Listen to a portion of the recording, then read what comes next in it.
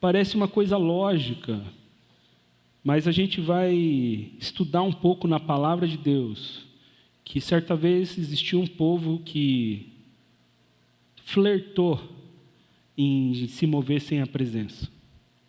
Primeira pergunta que eu quero fazer para você essa noite é: você se move pelo quê? O que te move? O que move a sua vida? Eu sou muito empreendedor. E eu, por muito tempo, eu era movido por coisas que não eram de fato a presença de Deus. As emoções te movem? As oportunidades te movem? A perspectiva te move? O que te move? O que faz você querer sair do lugar? Eu, como empreendedor, confesso para vocês que em algumas ocasiões a oportunidade me moveu. Estava paradinho, nem orei.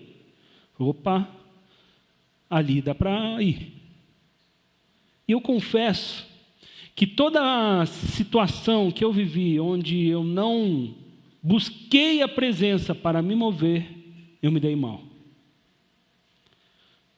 Essa mensagem é uma mensagem para te provocar a se mover apenas debaixo da presença, debaixo da nuvem, com a bênção do Senhor. Nós não podemos tomar decisões permanentes em momentos transitórios. Quem caminha perto de mim já ouviu essa frase alguma vez na vida. A gente não toma uma decisão que vai mudar a nossa vida num momento de tristeza, de raiva. A cadeia está cheia de gente que tomou decisão permanente em momento transitório. Estava com raiva, deu um tiro, pum! Acabou com a vida. Namorado terminou, vou lá fazer uma tatuagem. Daí volta, arrependido. Nós não podemos tomar decisões que vão mudar a nossa vida em momentos ocasionais. Mas existia um povo que tomou uma decisão num momento transitório. E hoje nós vamos navegar em Êxodo 32 e 33. Êxodo capítulo 32, versículo 1, diz assim: Ao ver que Moisés demorava a descer do monte, o povo juntou-se ao redor de Arão e lhe disse: Venha, faça para nós deuses que nos conduzam, porque a esse Moisés, o homem que nos tirou do Egito, não sabemos o que aconteceu.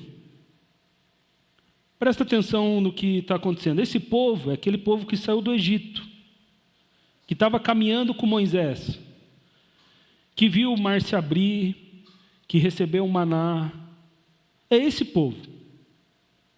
Porém, esse povo era liderado por Moisés, e Moisés subiu no monte para falar com Deus. E os estudos dizem que ele ficou 40 dias, que era um padrão. Toda vez que ele subia no monte, ele ficava com uns 40 dias lá. E num momento de transição, onde ele estava 40 dias, o povo falou: ué, mas será que ele volta ou não volta? Faz dias que ele não manda um WhatsApp para nós. Está sumido, hein? Cadê Moisés? Estou desesperado. Ah, não, peraí. Vai que ele morre, vai que acontece alguma coisa. Eu preciso fazer um negócio. Vamos fazer um Deus. Porque a gente precisa de alguém que nos direcione. Esse povo tomou uma decisão que mudou a vida deles num momento de transição, 40 dias, no desespero. Faz um Deus, faz um bezerro de ouro. E Arão foi lá e fez. O verso 34 e 35 diz assim: Moisés já tinha descido, viu o bezerro de ouro, e ali o negócio começou a esquentar. Agora vá, guie o povo ao lugar de que lhe falei, e o meu anjo irá à sua frente. Contudo, quando chegar a hora de puni-los, eu os punirei pelos pecados deles. Assim o Senhor feriu o povo com uma praga, pelo que fizeram com o bezerro feito por Arão. O Senhor, junto com Moisés, viu o que estava acontecendo e falou assim: ei, esse povo tomou uma decisão que vai ser complicado. Por isso eu vou puni-los. Avisa eles que eu vou mandar uma praga. E não parou por aí. Verso 33, de 1 a 4, diz assim: depois o Senhor ordenou a Moisés: saia deste lugar com o povo que você tirou do Egito, e vá para a terra que prometi sob juramento a Abraão, a Isaque e a Jacó, dizendo: eu a darei à sua descendência. Mandarei à sua frente um anjo, e expulsarei os cananeus, os amorreus, os hititas, os fariseus, os heveus e os jebuseus. Vão para a terra onde fluem leite e mel. Eu, porém, não irei com vocês, pois vocês são um povo obstinado, e eu poderia destruí-los no caminho. Quando o povo ouviu essa palavra ameaçadora, chegou a chorar, e ninguém usou enfeite algum. O que é interessante desse momento aqui? Não sei se você reparou. Deus, ele primeiro fala assim para o povo: eu vou mandar uma praga. Eu vou ferir vocês com uma praga. E lendo a palavra de Deus, eles choraram quando eles ouviram isso? Não.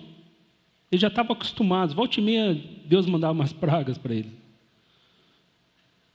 Porém, aconteceu algo muito interessante. No final ali, no versículo 4 ali, 3 e 4, ele falou assim: eu não vou com vocês. Vocês vão poder receber toda a sua promessa, mas eu não vou com vocês. É interessante porque quando eles ouviram que eles ficariam ausentes da presença, eles choraram.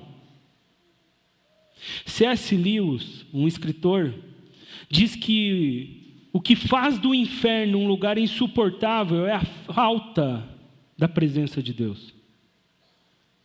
Não é o fogo, não é o enxofre, mas é o fato de não ter Deus, a presença. Isso faz do inferno um lugar insuportável. O que é interessante,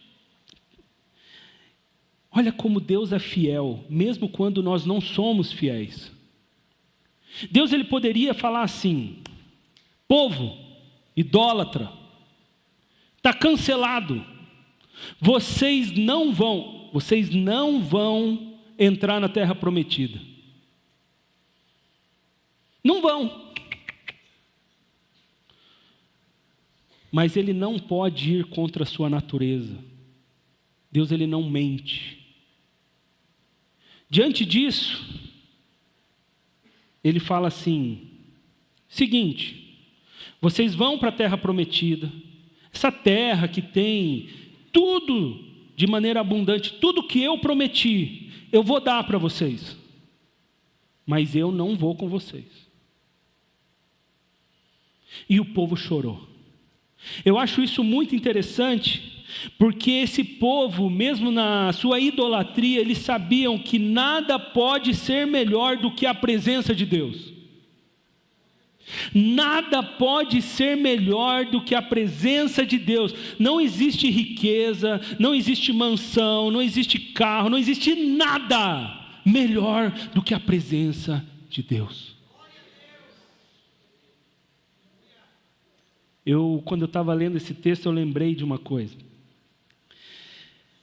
Eu namorava a Julie, nós namorávamos. E estava quase chegando o dia dos namorados. E eu prometi para ela, falei assim, eu vou te dar um sapato. E um pouco antes do dia dos namorados, ela chega para mim, e eu já vou dar a dica aí para vocês, meninos. Ela olhou para mim e falou assim, ei, eu estou confusa. Quando a mulher fala que está confusa, é porque ela quer fazer uma parceria com você. Ela quer entrar com o pé, e você já sabe com o que você vai entrar. E eu lembro que eu cheguei para a Júlia e falei assim, sério que você está confusa? Ela, eu quero terminar. Eu falei, então tá bom, vamos lá na loja de sapato. Eu na expectativa de ser como o povo, né? Povo de Israel, falei, eu vou cumprir minha palavra, vai que ela se arrepende. Fui lá e dei o sapato, entreguei para ela. E ela falou, muito obrigado, mas a gente continua terminado. Com o povo foi diferente. Só para o desfecho da história vocês sabem, né? Depois ela correu atrás de mim desesperadamente, a gente voltou. E aqui, ó, casado, 3 filhas, né? Não tem muito o que fazer. É irresistível, não, estou brincando. Estou brincando. Calma. O povo entendia. O povo compreendia. Não era estar na terra prometida apenas. Era estar na terra prometida com Deus. No verso 7, acontece uma coisa interessante. Diz assim, Êxodo 33, 7. Moisés costumava montar uma tenda fora do acampamento, a certa distância. Ele a chamava tenda do encontro. Quem quisesse consultar o Senhor ia à tenda do encontro fora do acampamento. Moisés ele já fazia esse movimento de construir uma tenda onde a presença ficava, porque ele sabia que o povo corrupto não poderia se misturar com a presença do Senhor. O nosso pecado nos afasta da presença. Como eu disse hoje de manhã, e eu vou repetir aqui, nós não temos mais uma tenda física. Deixa eu falar uma... Aqui, ó. Esse templo é só parede. Esse templo é só uma parede. Eu mostrei para vocês, algumas semanas atrás, uma igreja que virou um bar. Porque isso aqui é parede. Se Deus fizer essa igreja se transformar numa igreja de 10 mil pessoas, cabe aqui ou não cabe? Não cabe. A gente vai ter que comprar um outro terreno, vai ter que fazer uma outra construção. A gente vai vender essa propriedade aqui, vai virar prédio, sobrado, porque isso aqui não é igreja. Isso aqui é um templo. É um local. O que acontece? A presença não habita nesse prédio. Sabe aonde a presença de Deus habita? Vocês. Belisca a pessoa que está do seu lado e fala assim, você tem que estar cheio da presença. A presença do Senhor habita em nós. E o pecado, ele apaga o espírito. Entristece o espírito. Hoje de manhã nós deixamos isso muito claro, lendo o Salmo 15. Nós não vamos flertar com o pecado. Não vamos. O salmista disse, o que eu preciso, Deus, para habitar a tenda? E ele fala assim, rejeite o pecado. Nós devemos ter repulsa do pecado. Nós devemos ser íntegros. A palavra da manhã, eu quero te convidar, assista, é sobre integridade. Do início ao fim, nós somos retos. No verso 11, olha só, mostra que existe um caminho de redenção.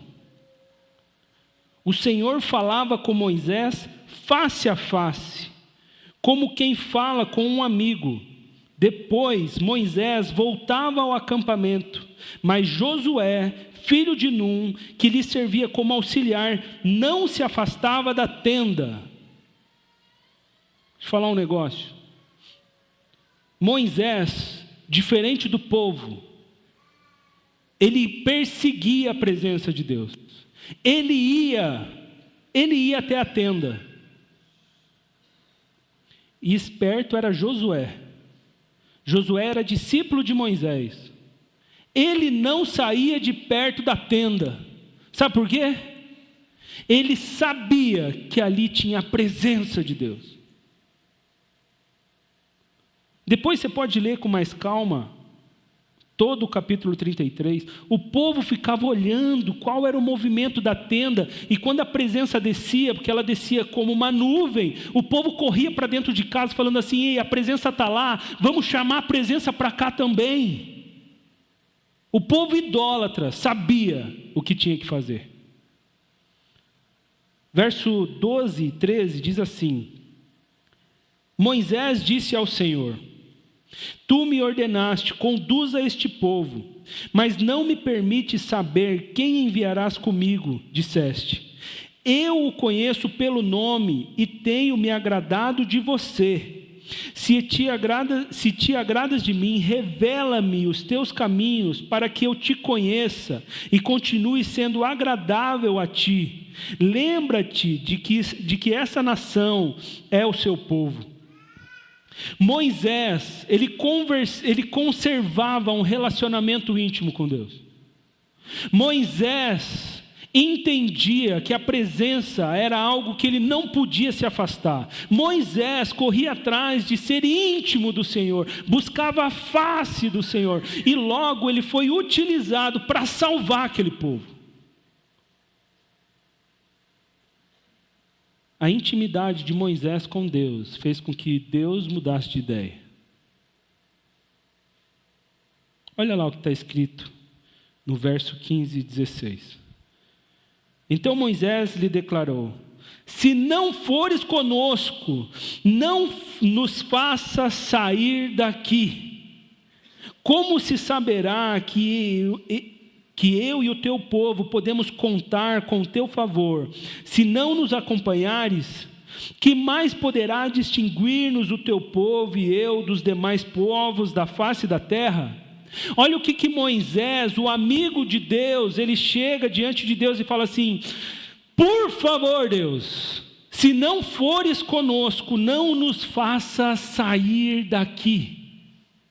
Gente, lembra que Deus falou para o povo assim: vocês podem ir, vocês vão ser abençoados, vocês vão ficar ricos, vocês vão ter tudo que vocês precisavam, eu prometi, eu vou dar.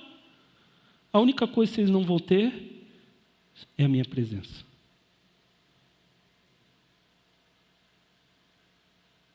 O que isso tem a ver comigo, pastor? Tem tudo a ver com você. Quantas vezes na sua cegueira, na sua doidice, você toma uma decisão de se mover sem a convicção plena que a presença está indo com você? O povo tinha uma promessa de riqueza, mas não aceitou se mover se Deus não estivesse com eles. A história não para por aqui. No verso 19, mostra que Deus mudou a forma de pensar.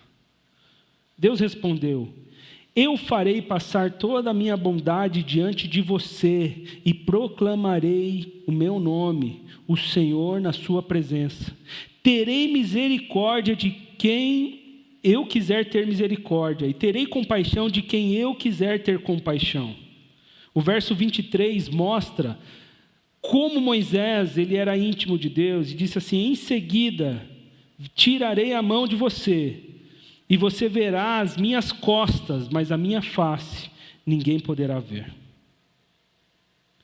Moisés, por buscar essa intimidade, ele salvou o povo.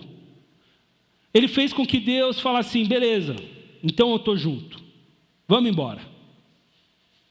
Pela sua bondade, pela sua fidelidade, Moisés, eu mudarei a história. E esse povo vai ter a minha presença. Ele chega a um ponto de falar assim: Moisés, ninguém me viu face a face. E eu não farei isso com você. Mas eu vou dar a possibilidade de você ver as minhas costas. Quando nós nos movemos cheio da presença de Deus, vou falar um negócio para vocês: há vitória. Mas há uma vitória completa. Há uma vitória com significado. Há uma vitória com reconhecimento de que não é a gente, mas é Deus quem faz. A melhor bênção que você pode ter na sua vida é a presença de Deus. Deixa eu falar, eu conheço muitos missionários, muitos. Um missionário que está no campo, cheio da presença. Eu já vi gente passando necessidade, passando apurado. E você vai conversar: estou feliz, estou pleno, eu estou em paz. Sabe por quê? Porque a presença completa. Olha o que diz lá em Salmo 23, 1. O Senhor é meu pastor, de nada terei falta. Deixa eu contar um negócio. Muitas vezes esse salmo ele é interpretado de um jeito errado. Pelo fato do Senhor ser o seu pastor, isso te completa de tal maneira que você não sente falta de nada. Não sente falta de ter um carro, não sente falta de ter uma blusa, não sente falta de nada, porque a presença é tão surreal, tão abundante, que mesmo em meio à luta, você não sente falta de nada. É isso que o Senhor quer estabelecer no seu coração. O título dessa mensagem é: não se mova sem a presença. E eu trouxe essa mensagem para você porque eu tenho buscado de maneira intencional a presença de Deus, para que nós como igreja possamos sempre nos mover debaixo da bênção dEle. É por isso que a gente ora todo dia. É por isso que a gente tem os nossos encontros de oração aqui. As nossas vitórias serão dadas de joelhos dobrados. Você não vai conseguir vencer de maneira plena se você não buscar a presença de Deus. Ah, pastor, eu vou para uma entrevista. Ora antes de ir para a entrevista. Mas é uma baita oportunidade. Você já pediu uma direção clara de Deus? Porque deixa eu te falar, grande parte das vezes que eu falei: Deus, o Senhor vai me direcionar, não era conforme eu pensava. Era um caminho mais difícil. É impressionante. O processo de Deus, normalmente, ele é mais complicado. Mas deixa eu falar um negócio. A maturidade vai nos fazendo ver algumas coisas. Eu falo: cara, como eu estou aprendendo nessa curva. Como eu estou aprendendo nessa estrada cheia de pedra. Como eu estou aprendendo nessa tempestade. E sabe o que me sustenta? A presença. A presença. Ah, mas do outro lado tem um atalho. Se não tiver a presença, não pega o atalho, não. Pode ser a coisa mais linda, eu não pego atalho. Pergunta para Eva, ela não quis um atalho lá com a fruta? Estamos nós aqui. Não entendeu nada. Se tivesse ouvido o sermão do pastor, não. Essa noite, para a gente finalizar, a gente precisa tomar uma decisão de buscar a presença. Essa igreja não vai crescer se a gente não buscar a presença. Gente, Posso falar um negócio? Crescer por crescer. A gente vai lá, convida lá a Gabriela Rocha, uma bênção, amo as canções dela. Mas a gente faz um show, Gabriela Rocha, no outro dia chama lá, eu não sou muito dos cantores aí, quem mais que a gente traz? Fernandinho, quem mais? A gente começa a fazer show, né? E essa igreja, você vai ver, dá para crescer com técnica, mas deixa eu te falar, eu quero crescer com a presença. Dá para a gente fazer um monte de coisa, dá para pegar atalho. Eu não quero atalho. Deus vai dar conforme a gente pode cuidar. Deus vai dar conforme a gente pode administrar. Esse é um princípio da igreja, mas esse é um princípio para a sua casa. Busque primeiro o reino de Deus, e as demais coisas vão ser acrescentadas na sua vida. Queria te desafiar, fechar os seus olhos, baixar sua cabeça.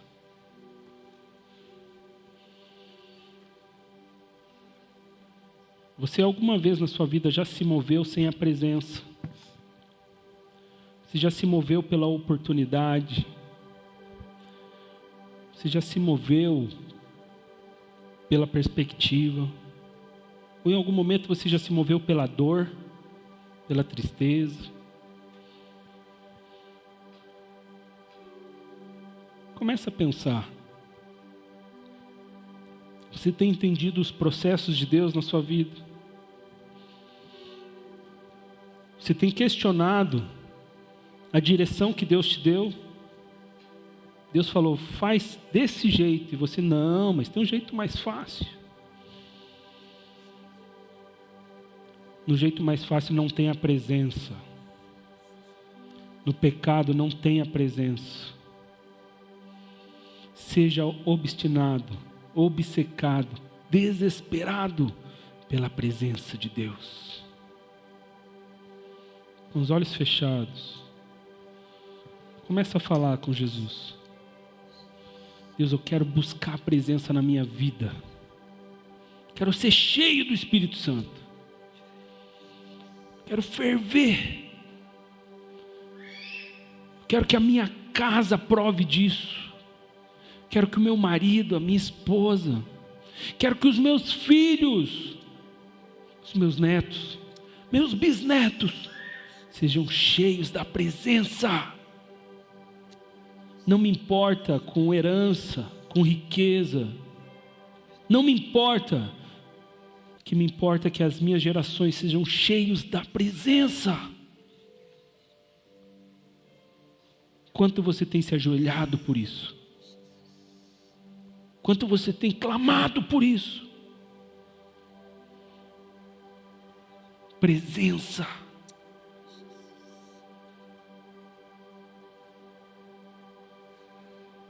Espírito Santo de Deus, nós estamos aqui reunidos em Seu nome, simplesmente clamando, queremos ser cheios de Ti. Pai, a carne tem tentado de tudo quanto é jeito nos fazer olhar para o lado, mas nós repreendemos em nome de Jesus. Pai, até mesmo aquele povo idólatra entendeu. Eu não me movo sem a Sua presença. Que isso seja algo real nas nossas vidas. Não nos permita se mexer se o Senhor não for conosco. Pai, nós queremos o melhor para as nossas casas, nós queremos ter mais conforto, mas se o Senhor não for conosco, nós não queremos. O Senhor é o nosso pastor, e por isso a gente não sente falta de nada. Pai, eu abençoo a vida de cada irmão, cada irmã que está aqui. Eu abençoo as suas casas, eu abençoo as suas famílias, e que todos nós possamos sair daqui desesperados pela Sua presença. Nos acorde nas madrugadas. Pai, nos faça orar mais pelos nossos filhos. Pai, nós queremos interceder pelos nossos irmãos, nós queremos ser cheios da presença, porque ali há vitória, ali há completude, ali há alegria e paz. Todo sentimento humano nós repreendemos e clamamos: Pai, seja feita a sua vontade em nossas vidas, em nome de Jesus, amém. Que essa seja uma realidade na sua vida, uma vida cheia da presença de Deus, amém? Você pode ficar em pé, eu quero orar uma última vez te abençoando, e eu quero mais uma vez convidar os nossos visitantes, se você está perto, pega na mão, leva ali atrás a nossa equipe de integração que quer conhecê-los. Estenda a sua mão para cá, eu quero te abençoar. Espírito Santo de Deus, que a presença do Senhor seja estabelecida em todos os lares aqui representados. Não nos permita andar vazios, não nos permita andar sem a sua maravilhosa presença. Que em todos os lugares que a gente pisar, a gente possa ordenar bênção, porque o Senhor estará conosco. E que o amor de Deus, que a graça de Jesus e que a comunhão do Espírito Santo esteja com todo o povo aqui da Sião, de Curitiba, Paraná, Brasil e todo o seu povo espalhado por toda a terra, agora e sempre. Amém, amém. Que Deus te abençoe, Deus te abençoe. Amanhã, 6 da manhã, homens, e terça-feira, nosso encontro de oração. Que Deus te abençoe, vá em paz. E domingo que vem à noite, nós teremos uma banda convidada, lá da Batista do Bacaxeri, vai ser um tempo maravilhoso, amém? Vão em paz, que Deus te abençoe.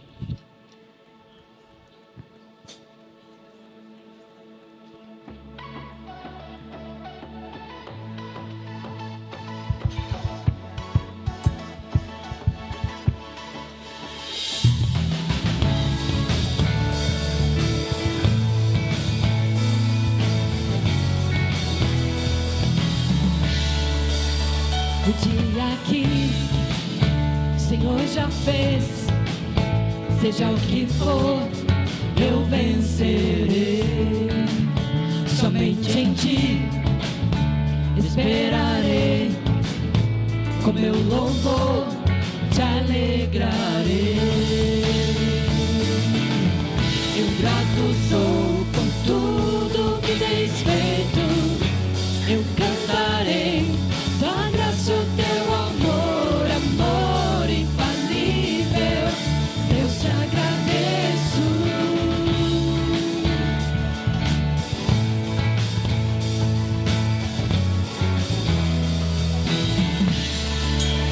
Quando estou mal, me põe de pé, firme estarei, minha rocha és.